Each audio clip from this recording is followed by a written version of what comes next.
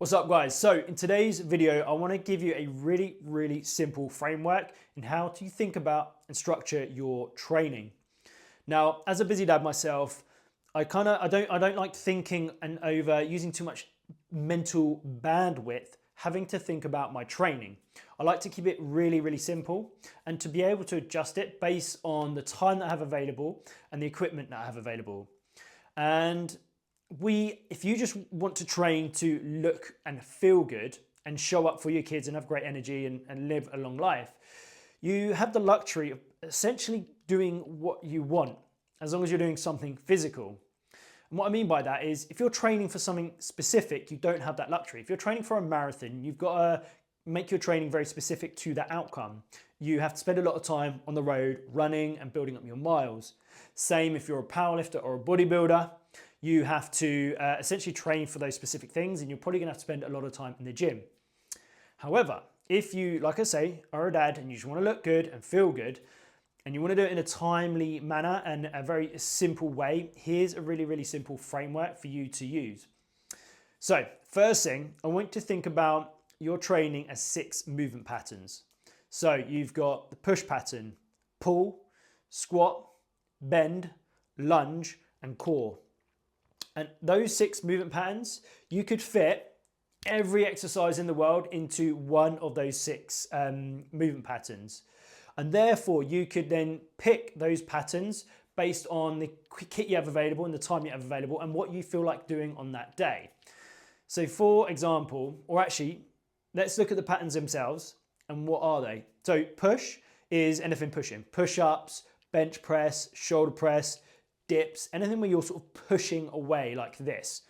And that is essentially you biasing your chest, shoulders, and triceps.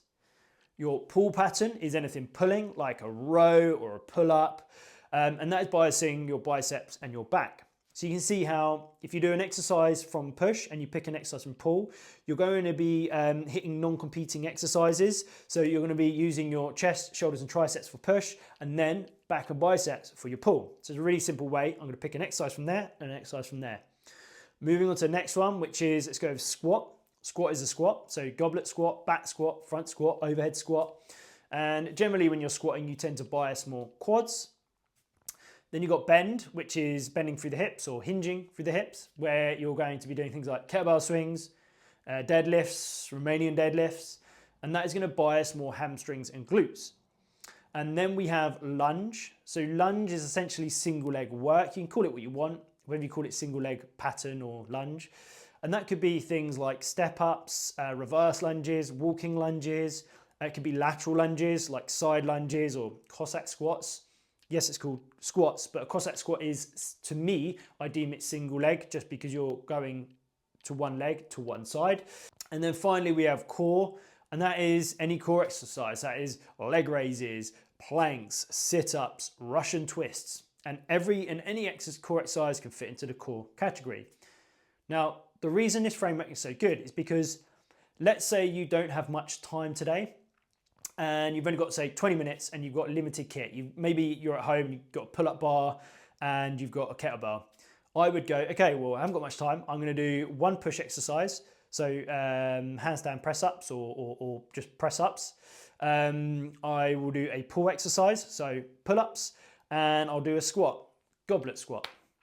And therefore, I've really simplified it. So I'm gonna go push, pull, squat, and I'm gonna pick one exercise variation from each of those based on what I have available.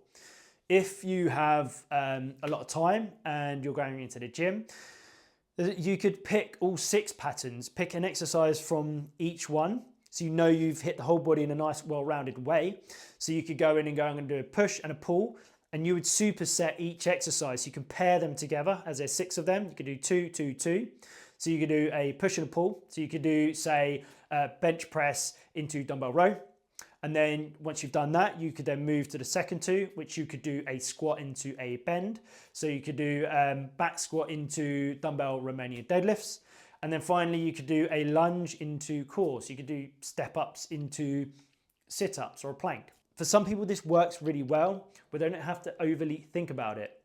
Now, of course, if you want me to do your training for you, scroll down, you'll see my email, send me a message, send me an email, and we can have a chat.